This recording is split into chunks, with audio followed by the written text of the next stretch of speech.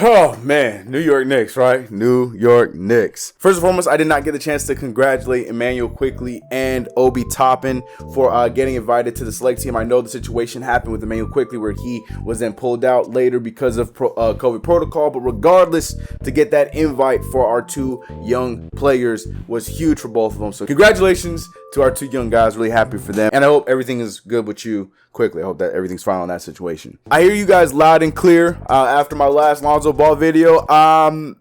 Still not sure where everyone leans. To me, it's about 60-40. I want to say 50-50. It's about 65-35. I'll say that. As far as the yes to no ratio with Lonzo Ball, 65 being yes, 35 people still pushing back on Lonzo Ball. If you guys have not been able to see my last video, go check it out where I go into a deeper dive on why I believe Lonzo Ball makes sense for this team. Go talk about that there. But here in this video, I want to mention some other options that to me are a little bit far-fetched and a little bit more out of reach, but according to these rumors and according to possibilities are somewhat attainable. I do want to talk about these guys, and because these guys are probably the other options outside Lonzo Ball that I would love to see be the future point guard for this team long term. And those names I want to mention are Jalen Brunson, Malcolm Brogdon, and none other than my guy, Shai Gilgeous-Alexander. I always say Gilgeous-Alexander. These are the three guys that I'm looking at, but I just feel like for some, even though there's the rumor or whatnot, I just feel like they are just a bit out of reach. But I want to talk about the possibilities of us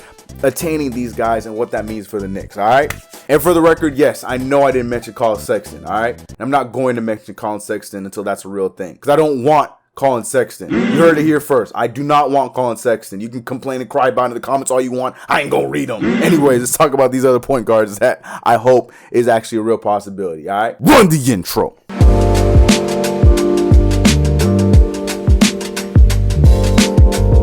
What's going on, CK Crew? It's your boy CK2K, and welcome back to another video. If you haven't already, make sure you subscribe to the channel, hit that notification bell. Do not forget to like this video. If you haven't already, make sure you go follow the Twitch channel as well as my other YouTube channels, man. The CK umbrella is growing, so go show this other channel some love. Tons and tons of content for your boy out there. If you want to go away from the basketball Knicks grind, if you want to just laugh and have some comedic stuff, go check out the other stuff that I have across YouTube, all right? Enough of that. Let's talk about these point guards because we got a lot to talk about in today's video. So there's these names that are rumored around. You know that I'm not a big fan of the rumors, but I do want to talk about these players in case there is that true possibility that we can go out there and get these guys. Just like with Damian Lillard, you know, it's all possibility and it's hearsay, you know, he say, she say when it comes to that. Like, we have all these rumors about Damian Lillard possibly being moved, but we never heard out of his actual mouth that he wants to be traded and that he's actually frustrated with the Portland Trailblazers. So that one is just completely up to what you want to believe when you see in the media. And I feel like that's the same way with everything that goes around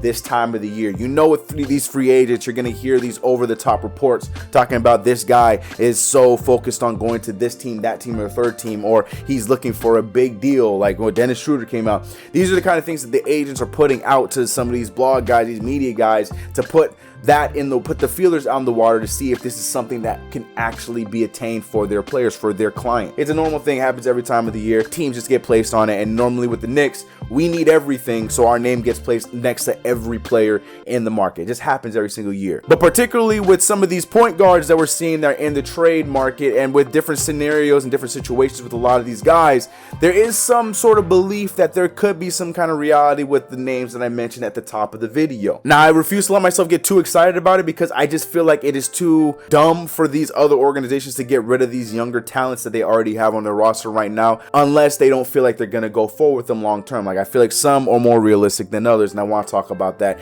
And with that being said, I want to start with Jalen Brunson because I feel like he might be the most realistic of the three. Jalen Brunson, to me, is in a similar situation to Lonzo Ball. I feel like Jalen Brunson is going into the situation that Lonzo Ball went into this last season. But Jalen Brunson, in the contract that he has signed, he is set to be a restricted free agent after this coming summer, but there was no big long-term deal that was picked up with Jalen Brunson. It's obvious at 24 years old that he is the best option when Luka Doncic goes to the bench. Jalen Brunson has done a lot of great things for him, and he's shown at every level that he has that leader aspect. He's a very, very, very good player, good shooter, good playmaker, great defender. He's just a hustle guy that I feel like at 24, going on 25, has the ability to be a leader and be a guy that can run your offense mainly at point guard. But the problem with the Mavericks is, A, they're going through new management, so we're not 100% sure how the new guy up top, or new guys at top, I don't know what's going on completely with the front office for the Mavericks, but we don't know how their marriage and their relationship is with Jalen Brunson, a lot like how it was previously with Donnie Nelson, as well as with Rick Carlisle. We don't know if Jason Kidd is going to go forward with him. I expect Jason Kidd is going to fall in love with the kid. He's going to want to keep him around. The kid is going to fall in love with the kid. So before I talk about the possibilities, I do want to say that Jalen Brunson, even though I feel like it's the most realistic of all these options, I still believe that he's ultimately going to end up staying on the Mavericks, because I feel like he is part of the only good part of what's going on with the Mavericks right now. And I say that to not throw shade, because we know that the Mavericks had this situation with the overturn upstairs with the front office. They got a new coach, and now we're seeing rumors about Porzingis and how Luka Doncic isn't really happy with the two. I don't know what truth or what's real there, what's not. They can say behind the scenes it's not true, but what we see on court, they don't really look like as two guys that really know or get along too well. It reminds you a lot of what happened with James Harden and Chris Paul towards the end of their run. It looks very similar to that, but there's a lot of things going on behind the scenes with the Mavericks. And to really be real, I understand that, because Luka Doncic is out there doing everything he can, and he's not really having the supporting cast. I mean, outside of Tim Hardaway Jr., I don't really know who's really been there for them consistently, except for Tim Hardaway Jr., and Jalen Brunson. So with that being said, I just feel like Jalen Brunson is someone that he's somebody that's going to stay there. But if there is that off chance where Jason Kidd does not, in fact, fall in love with him, like I think he will, and they do look to move him because they didn't decide to extend him before his restricted free agency comes up here in 2022, I think we take a shot. His contract is very low, and not to mention he has like 1 billion connections to the New York Knicks. And we want to play this game, we could play this game. There's a CAA connection, and let's not forget that Leon Rose, one of his first ever clients, was his father, Rick Brunson, and Leon Rose has been a huge fan of none other than Jalen Brunson since he's come into the league. So much so that, you know, he signed him on to his agency before he became the Knicks president. So there's so many connections between the Knicks and him. The relationship is still really good between Rick and Leon Rose. So there's a lot of possibilities that Leon might try and go aggressive and get a guy like Jalen Brunson.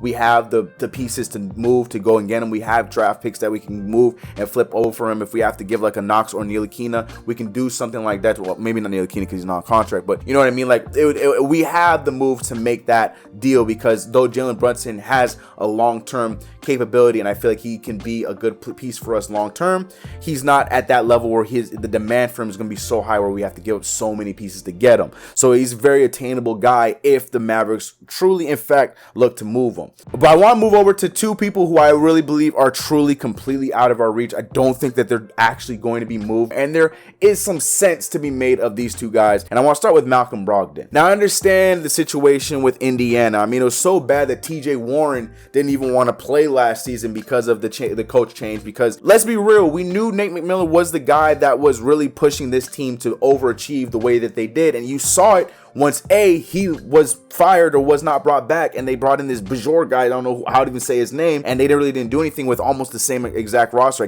get it, they had injuries and stuff like that, but Nate McMillan had injuries to deal with as well. And then B, Nate McMillan goes to the Hawks, and they go, whether you think it's luck or not, they rise up to the Eastern Conference Finals against the team that's in the NBA Finals right now and gave them a run for their money. So it's just a mess right now in Indiana, and I feel like, you know, with the overturning and with everything going on and them not really having that solid building piece except for maybe Sabonis, they could be looking to just completely rebuild and start all over and try to get rid of some of these pieces to free up the books a little bit. And one of the main pieces would be Malcolm Brogdon. Now, Malcolm Brogdon has 2 years left on his 4-year deal that he initially signed with the Indiana Pacers. Brogdon's 28, going to be 29. So there's 2 years left on his contract, and they're 2 hefty years, but they're 2 affordable years. I mean, we're talking about Lonzo Ball, who we're probably going to be looking at signing around $18 to $20 million per year.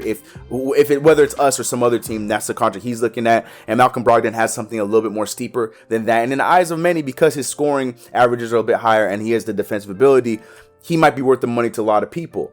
And again, just like what I mentioned with the Mavericks deal, I do feel like though his demand is high, because if the Pacers are going that route where they want to unload him, I feel like the Knicks will be in the driver's seat, so we won't have to give up as much as you might believe to get Malcolm Brogdon. I feel like draft picks and a player, whether it is Knox or whether it is one of these younger guys or whoever the case may be, one of them would be enough, along with some picks, would be enough to get a Malcolm Brogdon for 2 years, and then that'd be good. And it's something we can afford. What's that? I think it's $44 million for 2 years, which I don't think is tremendously terrible, especially when you're getting a talent like Malcolm Brogdon. I think that would be a good guy for us to then go forward with for a few years. Yeah, he's not, 23, 22, 24, like I mentioned with Lonzo Ball or with Jalen Brunson or with Shai Gilgeous-Alexander, but at the same time, with what you're getting out of Malcolm Brogdon, this guy is a solidified stud as a basketball player right now. My only worry with him is the injuries. As his years have been going on, he's become a little bit more injury plagued, even though last year he was able to close out the season for the team, but ultimately only played 56 of the 72 games. But in those 56 games, he did also step up his play by stepping up all of his averages. 21 points per game, 5.3 rebounds a game, 5.9 assists per game, almost a steal per game. His percentages were great, 86% from the free throw line, 39 from 3, 45 from the field. Like, Malcolm Brogdon is that guy. He is a stud, just on the wrong team. I would love to see us go after him. I think he's definitely somebody that's attainable. Again, play devil's advocate with everything I mentioned. I understand that the Pacers might be going through something. I think that they flipped Miles Turner before they flipped Brogdon. I think the two pieces that they keep would be Brogdon and Sabonis, and then going from there. But I think everybody else would be available, and Turner and all their younger pieces, all the other guys, TJ Warren, all the other pieces. I don't even think Caris LeVert is as safe as a lot of people might believe. I know they hyped him up to be that guy for them or whatever, but I don't think they're in that position where they could lock in on Caris LeVert. I feel like if they lock in on anybody, it would be Brogdon, Sabonis. But if the rumors are true and Brogdon is actually in fact made available, he's definitely at the top of my list as somebody that the Knicks should go after. We have a lot of draft picks. We have an influx in draft picks. I have no problem flipping some of those draft picks as well as a player or two to get a guy like Malcolm Brogdon. So go over and make that move if that's something that's possible. What's your guys' thoughts on that? Let me know in the comments below. But certainly not least, my favorite guy that's in these rumor mills that, again, I don't really believe is true or possible, but definitely somebody that I would give up a lot for, in Shai Gilgeous-Alexander. Now, I also want to mention SGA was somebody that I had ultimately wanted in that draft. Mikal Bridges was number 1 in my list. Shai was probably 3 on my short list of guys I wanted. It's funny, Kevin Knox wasn't even on my list until we drafted him, and then I liked him. But yeah, Shai was someone I loved from Kentucky. I understand he came into the draft and people were worried about the jump shot, but the thing for me is the guy plays at his own pace and is able to get whatever he wants. Like Malcolm Brogdon, though, I feel like, even though he is young, so I feel like it's something that he can shake out of because his play is just as good as it has been. But a lot like Malcolm Brogdon, I feel like he has had a little bit of an injury bug, especially in his last few years. I mean, last year he only played 35 of the 72 games with the injury that he had, but in that short sample size, he already stepped up his game tremendously. You saw in his first season, he helped lead the Clippers to a playoff run on a team that a lot of people weren't expecting to be a playoff team at that time. Then he ultimately gets traded to Oklahoma City, where he plays alongside Chris Paul. His game only went up from there on every level. 19 points per game, 47% from the field, and a strong 35% from the three-point line for somebody that was not known to be a three-point shooter coming into the league. And then he only went another level. I get it, it was only in a 35-game span, but to average 23.7 points per game, 80% from the free throw line. Get this, 42% from 3. Get this, 51% from the field. Okay, I get it, 35 games, but at the same time, to be delivering those type of stats, and maybe if you put it at a longer size where he plays the next half of the season, maybe it all goes down just slightly. But regardless, those are monster numbers, which is why I ultimately don't believe that the Thunder are going to move him. I don't care what the Thunder does. I understand the Thunder will flip anybody and everybody, but why would you give up a guy like Shai Gilgeous-Alexander unless there's that argument because you don't think he's going to come back? That's the only reason why I believe that these rumors are in fact true with them moving Shai Gilgeous-Alexander. But at the same time, for a team like the Thunder, where you are putting your future in building through the draft from here on out till 2085, at least you have your star point guard. So why move that? That's the only thing that I'm having a hard time believing any of these rumors that he would be moved for. But like I said, a big proponent to that would be the mere fact that Shai is going to be on the last year of his rookie deal. He's eligible for extension. We don't know if they're going to plan on giving him that extension that goes from 2022 to 2026. So there's so many possibilities around that, and the fact that they have not completely gone all in on extending him right now might be part of the reason why people believe he will get traded.